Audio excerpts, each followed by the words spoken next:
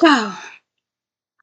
I'm recording this a little on the early side. So because I'm recording it a little on the early side, I gotta do pictures.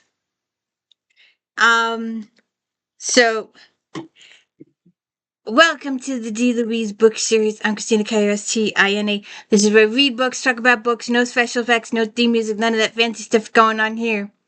And this is, don't quote me on it. I think this is If Then 60. I think, I'm not sure. I'll have to check when I record this. But I thought I would do this for May. I'm going to split it up. Yeah, probably technically sort of kind of. I should have done June too. But I decided to stop with May. And I'm probably missing quite a few.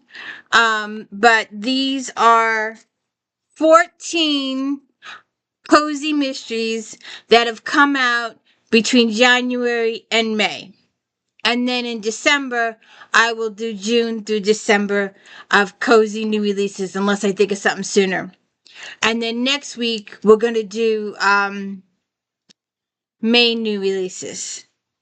So, this is cozy new releases from January through May.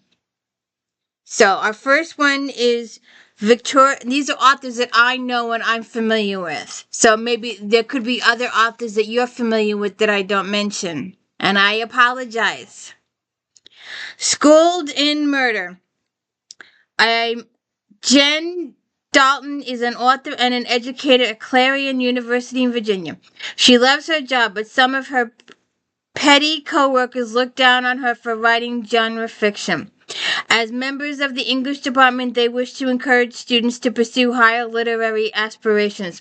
When a humiliating confrontation between an uppity professor and one of Jen's students, Mia, escalates, no one thinks much about it until his dead body is found, along with evidence incriminating Mia. Oops. Jen knows Mia couldn't have killed him, but Mia's suspicious disappearance as well might be a proclamation of guilt. With sleuthing skills Jen has acquired writing murder mysteries, she's determined to solve the case and clear Mia's name. Book 1. Smoke! She's running around here screaming.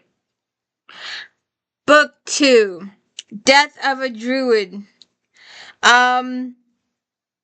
Megan is excited to show her visiting American friends the rest of Ireland. A dead body in a holy well, however, was not on her list. The victim is Seamus Nolan, nicknamed the Irish Druid, for his controversial efforts to rewild his country estate. The local police seem all too willing to write off his death as an accident, but Megan's instincts say not so fast. Megan knows that sleuthing cost her last girlfriend. Maybe solving murder will help her make peace with them.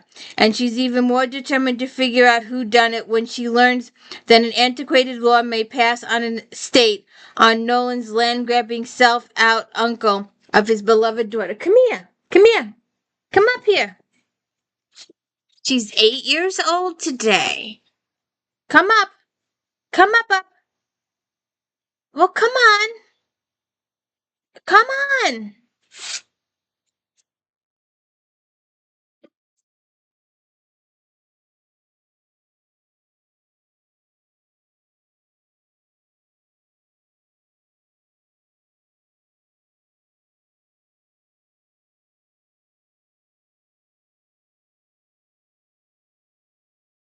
She's looking at me.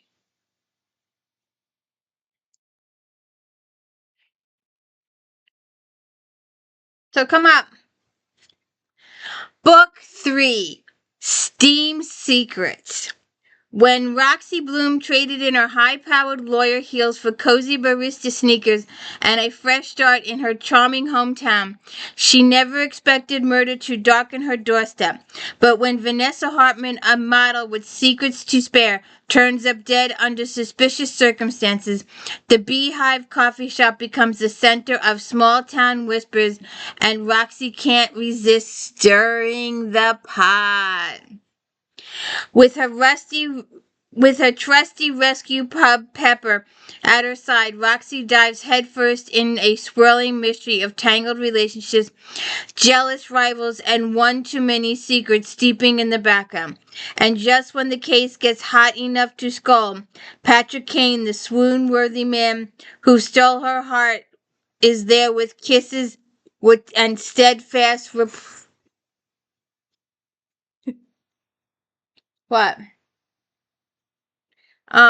Steadfast support to keep her grounded. If only Roxy could keep herself out of trouble. Book 4. A Gentleman of Sinister Schemes. Grace Burrows. Lord Julian Caldecott has tasked with discovering who wants the Marquis of Dalhousie. Dalhousie. Dead. 2 attempts have already been made on Dalhousie's life, and the evidence Julie uncovers casts suspicions on members of the Marquis' own family. The dashing heir presumptive to the Dalhouse title certainly has a motive for murder, as does Dalhouse embittered aunt, his feuding neighbors, and his disgruntled staff. Book 5. Vows of Murder. Lynn Calhoun. Jill's wedding to Police Chief Greg King is just days away, a historic Spanish mansion with a courtyard full of olive trees.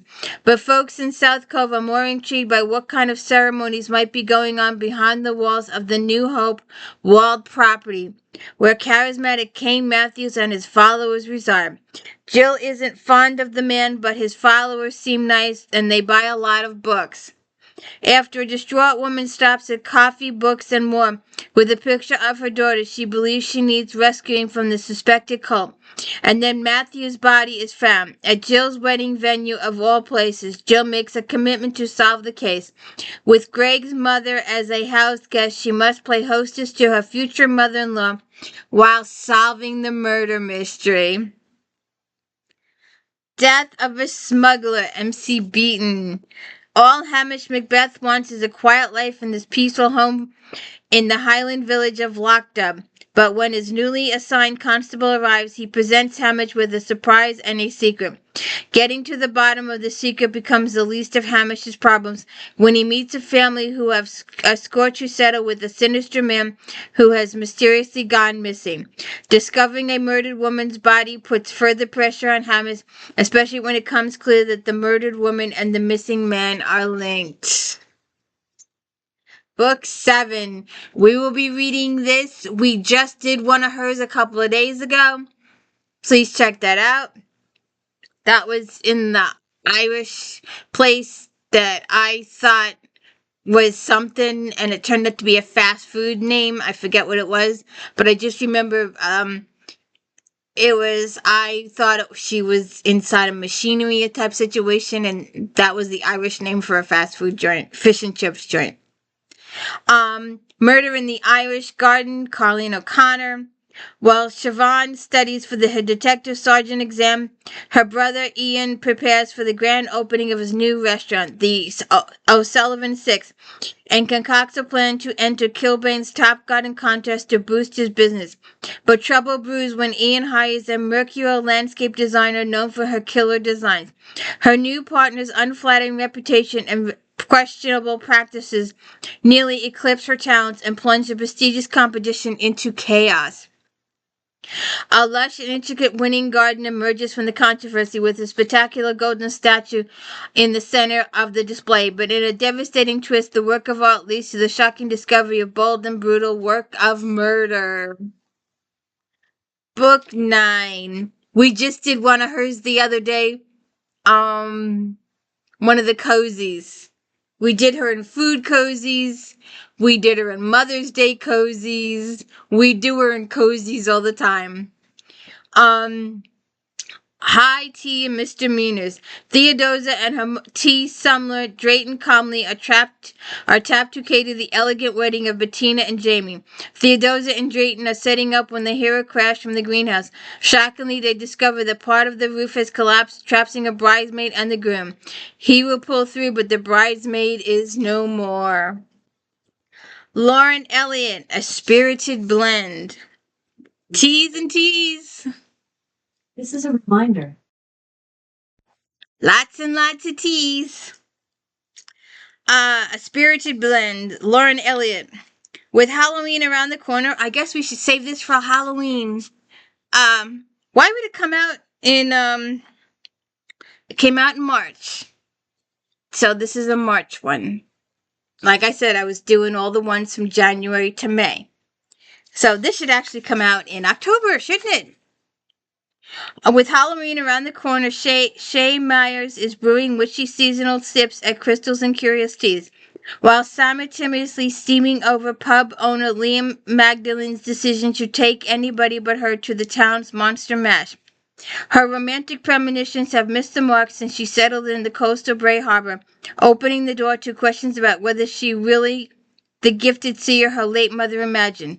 It's why she guesses the dark visions in her tea leaves about local citizen and obsession with genealogy, Irish folklore, and magic.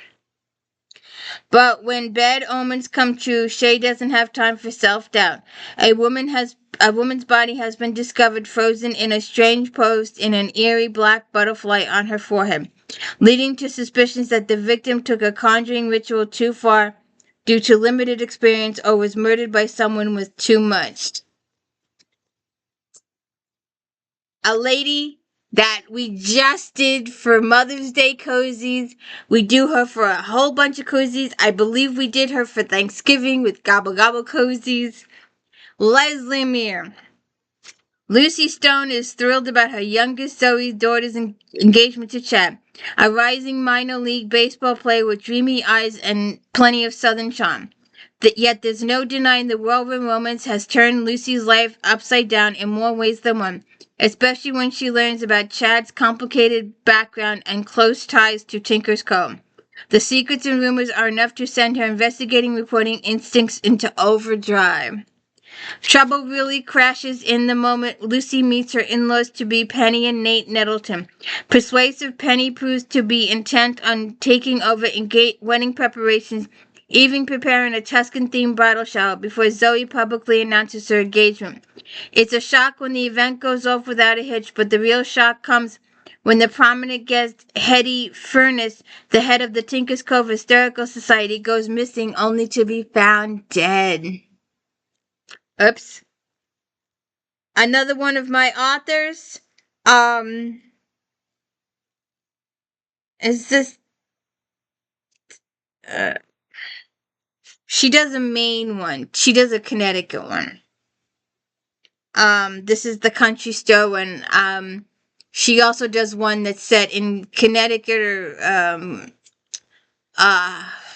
it's a seashore town. This is Country Store, issue number 13, Scone Cold Dead. After a body is found in a local farmer's field, country store and cafe owner Robbie Jordan suspects that a newcomer in South Lake, Indiana, may not be a stranger to everyone in town. Robbie is just weeks away from giving birth while her husband Abby scrabbles to get the house ready for their baby's arrival. Robbie makes her last-minute arrangements to keep her shop and restaurant Pans and Pancakes up and running when she's on maternity leave, and it seems Robbie and Abby aren't the only ones grappling with anxiety. A stranger is causing a stir in the town, and Robbie's Aunt Adele appears unusually preoccupied at the baby shower. But when someone finds a body in the ram field on Abby's sheep farm, it's Robbie's turn to be worried, especially after Chief Buckbird uncovers a troubling link between Addie and the victim. Another lady that we have read on this channel quite often, Sherlock Holmes series. Gemma Doyle and her friends have packed their bags and headed to London for her sister Pippa's wedding. Waiting for her in the hotel lobby is none other than Gemma's ex-husband, Paul Erickson. Paul has a rare book he wants her to see, calling it the real deal. So Gemma agrees to meet him at their old shop, Trafalgar Fine Books, the following day. But when Gemma arrives, accompanied by Grant, a rare book dealer, they find Paul dead in his office. Oops. And our last book, Victims at Valentine's, Ellie Alexander.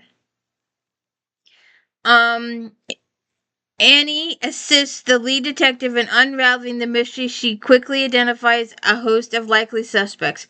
From an oddball psychic to a professional matchmaker to a rival bookseller, each with a worrying, plausible motive.